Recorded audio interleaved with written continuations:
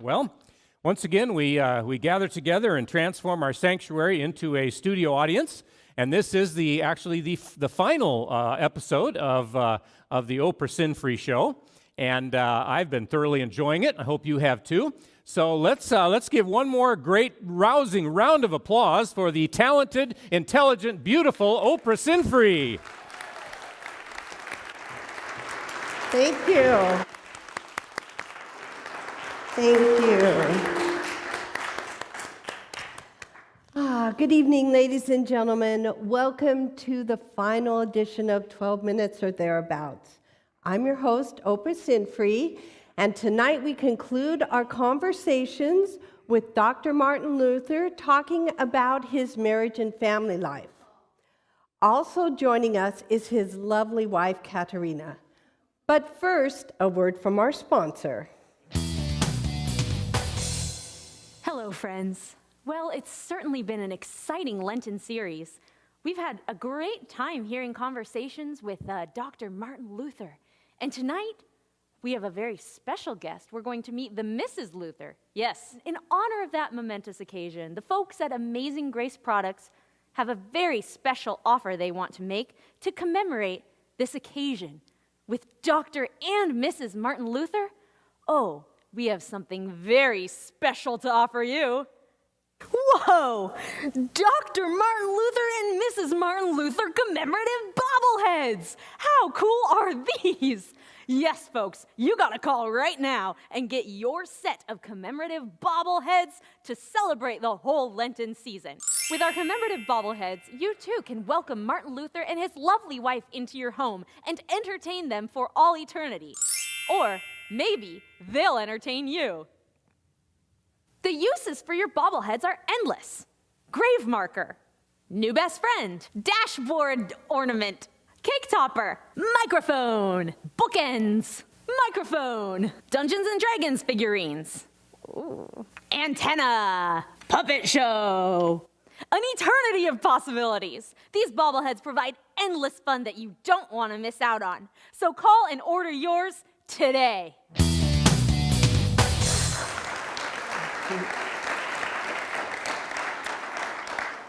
Welcome back, ladies and gentlemen. Our special guests tonight are Dr. Martin Luther and his lovely, gracious, and demure wife, Katerina. Please join me in welcoming them to our show. Hello. Good evening. Hi there. Nice to see you all again. Martin, good evening. Martin. Oh.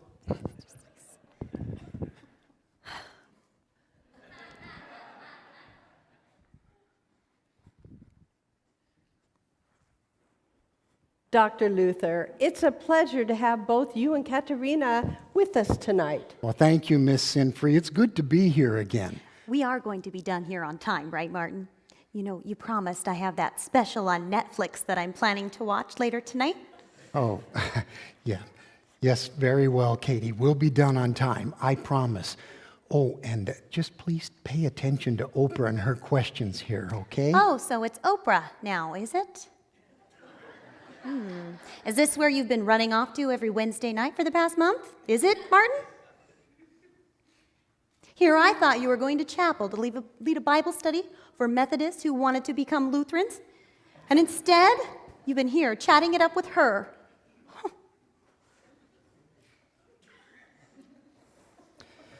Yes, this is where I've been, and we've been having some very interesting conversations, too. Oh, I'll bet you have. Now, you listen to me, Reverend Dr. Martin Luther. If you think for just one moment you're going to dump me and run off with Miss Sinfree here, you better think again. Not after all I've done for you. Why, if it hadn't been for me keeping you fed and healthy all these years, the Reformation never would have happened, and you know it. Katie, I assure you. That's Mrs. Luther to you. Martin and I have been married since 1525, and you're not going to change that. Mrs. Luther, it's just been interviews, just talking about the Reformation and his role in it. Well, you would say that. Can I say something? No. No. Mrs. Luther, I'm sure our audience would be very interested to learn how you and Dr. Luther first met. Would you care to tell us about that? Oh, well, I suppose I could if that's what you'd like me to do, yes. Let's see how we first met. Oh, yes, how could I forget? It's quite a story. I and several of the other sisters decided we wanted to leave the convent where we were nuns. And so we wrote a letter to the famous Dr. Luther here asking for help, and he agreed to help us. And so I, of course, thought he would send a limo to come and pick us up. No such luck. But a few weeks later, a friend of Dr. Luther's, a man by the name of Leonard Kopp, had a contract to deliver herring to the convent.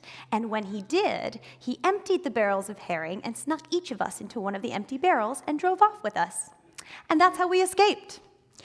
It wasn't exactly a first-class operation, but we eventually made our way to Wittenberg, and that is where Martin and I first met. Ah, yes, and I've called her my little herring ever since. What an intriguing story, Mrs. Luther. Oh, you can call me Katie. Thank you, Katie. And how was it that you and Dr. Luther wound up getting married? Well, you might as well know the truth about that, too. I wasn't his first choice, nor was he mine.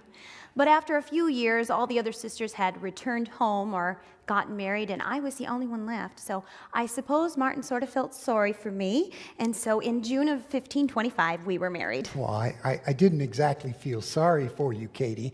You were always able to hold your own with anyone. Plus, you've taken pretty good care of yourself. And I have grown to love you very much, as you know.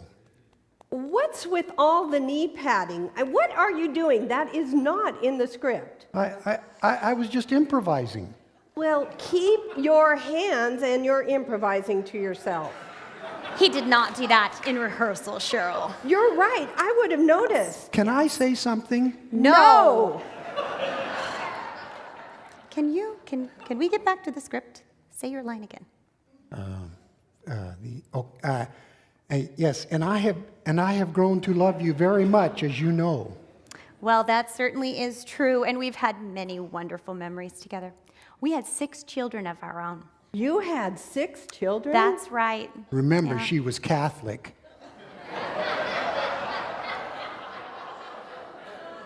Although, at first, it took me a while to get her out of the habit. Out of the habit?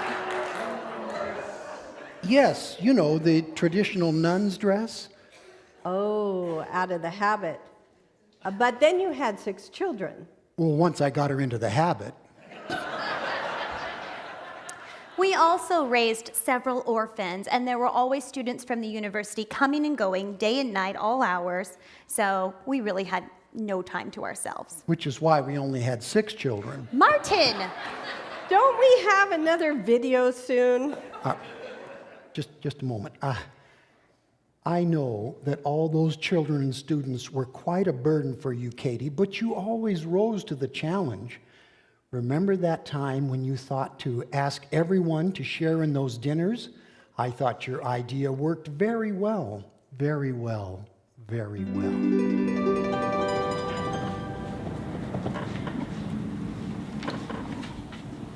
Oh, by the way, Katie, I invited some of my students over for a little dinner and conversation. Martin, I thought we agreed you weren't going to do that anymore. We already have so many mouths to feed around here. I don't know if I can keep doing this. Where there's a will, there's a way. You'll figure something out. You always do. Yes, I guess I do. But this is getting harder every time. Your students can eat food like there's no tomorrow. What about that tall, skinny kid from Wartburg? Buzzy, is that what you guys call him? Mm-hmm. He can put down 3 frozen pizzas faster than anyone else I have ever seen. And the cost of those pizzas is going through the roof. I don't know how much longer I can afford to keep doing this. It would be a lot easier if maybe one of your students could bring something to share. I know, dear, but you know most of my students are very poor. They'd be lucky to have a pot to their name, let alone something to put in it. Yes, but if they were lucky enough to have a pot and something to put in it, I wonder if maybe they'd be willing to bring it to share. Oh, you know they would. All you have to do is ask. They're good kids, really, all of them. Okay, so you know what I'm going to do, Martin? Tonight after dinner, I'm going to announce that anyone who's lucky enough to have a pot and something to put in it should do just that for dinner tomorrow night and bring it to share. We'll call it, I don't know, Lucky Pot Night or Pot Lucky Night, something like that. Who knows, maybe it'll catch on. That's a wonderful idea, my little herring. What would I do without you? So that was the beginning then of the church potluck dinner? Oh, yes, it was. And all the credit goes to Katie here, my little herring. Well, I don't want to take all the credit, but it was my idea, and it did help a lot. And back then, we needed all the help we could get. Yes, I'm sure you did, Katie. I understand you handled all the family's finances too. Is that correct? Oh, absolutely, Oprah. You know, Martin here could quote the Bible forwards and backwards, and in several languages too, but he couldn't balance a checkbook to save his life. Oh, and what was your family's main source of income during those days? Mostly prayer. But we did have a small farm, and we raised chickens and sold eggs at the local market. We also made some money from the hymns and books that Martin wrote, as well as the sermons that he preached, so we managed to get by. Oh, yes, we did. Oh, and Katie, don't forget to tell Oprah about your creation of the church cookbook. Oh, that was a big seller and managed to get us through 2 whole winters. It really was popular, wasn't it, Martin? You know, people just couldn't get enough of my recipe for Lutheran Jell-O. Well, our time is up for tonight. Dr. and Mrs. Luther, I want to thank the both of you for joining us. I'm sure you're very busy up in heaven, and we appreciate you taking time to be here. Thank you, Oprah. Are you ready to go, Martin? There are still many Methodists up there who ought to be Lutherans. Oh, okay. Very well. Very well. Very well. Oh, wait, no, that's not a video cue. We're done. And that, ladies and gentlemen, is our program for tonight. Thank you so much for being with us these past 5 weeks. I'm Oprah Sinfree. Until next year, good night and God bless.